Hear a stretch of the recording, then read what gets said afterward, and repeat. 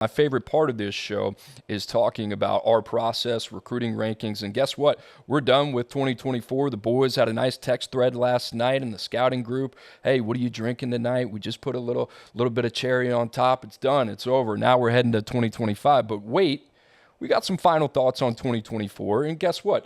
There was some conversation about who would finish number one at the quarterback position. I think we've been talking about this for the last couple months. What are we going to do here? Is it ultimately going to be a guy like DJ Lagway who has all that physical upside, who is yet to materialize? Or is it going to be the steady Eddie, the guy who just continues to get it done? We've seen him in a lot of different environments.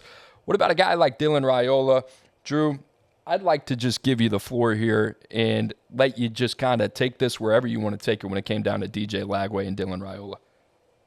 Well, Coop, can I start here, right? I think a lot of fans, we see it on social media, then we see it, on the message boards, right? How are you guys making these moves if no games have been played? And the pushback on that, right, of that top 247 we just put out, 130 of those guys, we saw them either in Orlando at the Under Armour game or San Antonio at the All-American Bowl. And Cooper, remember, a month ago, before we came out with that last update, right before the early signing period, there was a lot of moves we wanted to make. And I remember you telling me on the phone, hey, let's hit pause here. We're expected to see a number of these guys at the All-Star events. We don't want to zigzag them in the rankings, so let's just wait and see what materializes, right? We're going to measure them. We're going to see them interact. We're going to see them compete. So, I think a lot of people are like, oh, how did this move happen? It's like, no, we were waiting for that final exposure point, right? Because information is king, right? We're always going to give priority to the prospects we have the most information on. So I just wanted to get that out there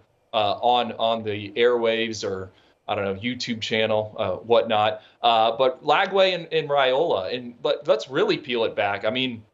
We talked about making that move in the middle of the season. We talked about making that move in December. We wanted to see DJ Lagway in Orlando. I think of the quarterbacks, he's got my highest grade. I think he has the highest ceiling out of all the arms that are assembled. We talk about the frame. We talk about him needing to improve as a passer, but he has gotten better and better. I thought he had the best senior season out of anyone in America. Look at him. He won the Max Preps National Player of the Year Award. He won the Gatorade Player of the Year Award. I just think it's his mobility and what he can be.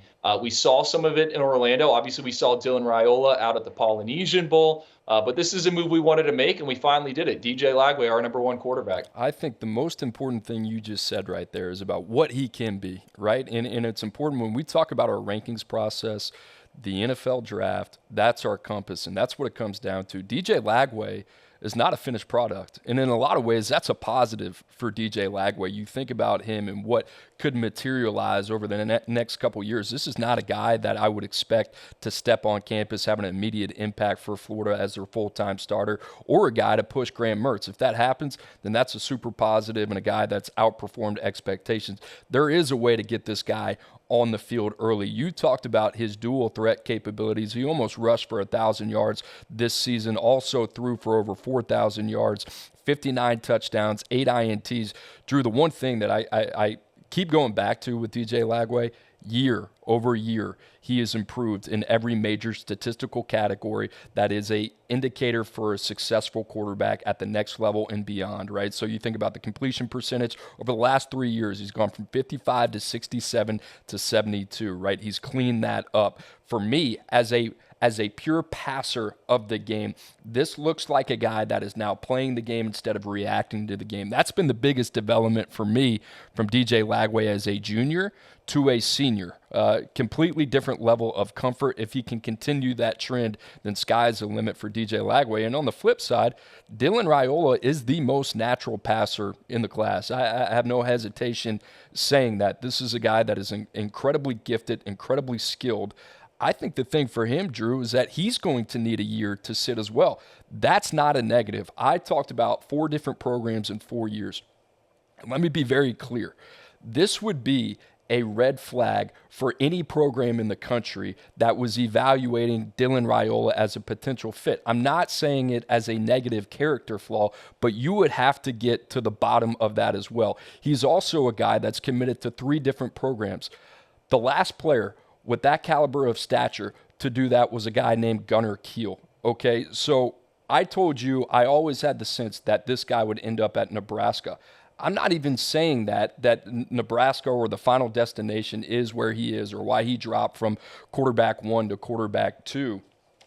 I just think big picture wise, when you're asking those questions, those aren't things that are just easily overlooked. I'm trying to be as transparent as possible here, and there are a lot of variables you have to take into consideration. I'm also aware of the fact that the game has changed a lot in the last couple of years as well in the NIL and transfer portal as well. There are going to be a lot of expectations on his shoulders in Lincoln, Nebraska, where his dad was a player that is an All-American, right? Played 10 years in the NFL as well.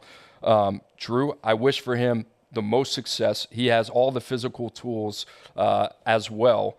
Environment is going to be important. We talk about that all the time, right? In terms of protection, can they protect him? In terms of playmaking, what do they have on the perimeter? Helps when you have guys like Malachi Coleman, Carter Nelson as well, and then also the play calling, right? So all that comes in for Dylan Raiola, not in terms of the player projection, but ultimately at the end of the day, if you were to ask me which guy has more developmental upside that I'm saying I'm going to bet on, it's DJ Lagway. And it wasn't like this was a black and white decision. Just because we decided on DJ Lagway does not mean that there's not an argument for Dylan Raiola out there that has some validity to it. But at the end of the day, DJ Lagway was the guy that we ended up deciding on as our QB1. Well, the horn sounded. We had to pick one guy, right? And I think with with Dylan Raiola, what stands out, and I said this coming after his season opener there at Buford High School, four schools in 4 years or whatever it was. I mean, it's still impressive that he picked up a pro-style system there at Buford High School in the matter of just a few weeks. So we know he can learn a playbook. I think that is somewhat notable. I also love how he kind of operates on the move in the pocket. He's a big, sturdy kid, and he's going to buy himself some time. Through just one interception on 250 pass attempts as a senior, and I think there's some cases where he gets a little too gun shy and will hold on to the football, which can lead to bad sacks. But the tools are all there, right? It's an NFL caliber arm. And Cooper, go back to the Elite 11 finals, right?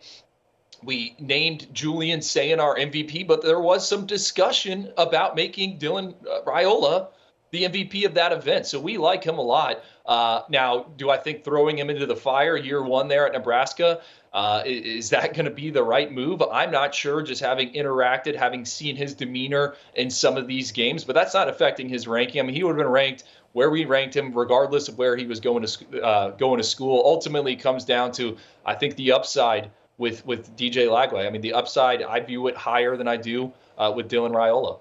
Yeah, and a lot of that I think probably has to do, you look a little bit into the background of DJ Lagway, and we beat this horse dead a little bit, but I think the you add the component as a dual threat quarterback as well, and then to see the way that he has continued to develop as a passer over the last year or so, I think that was really the X factor when it comes down to that conversation between DJ Lagway and Dylan Raiola. So we got a lot of feedback on that. We love feedback. We should be able to answer these questions when you have these type of questions as well.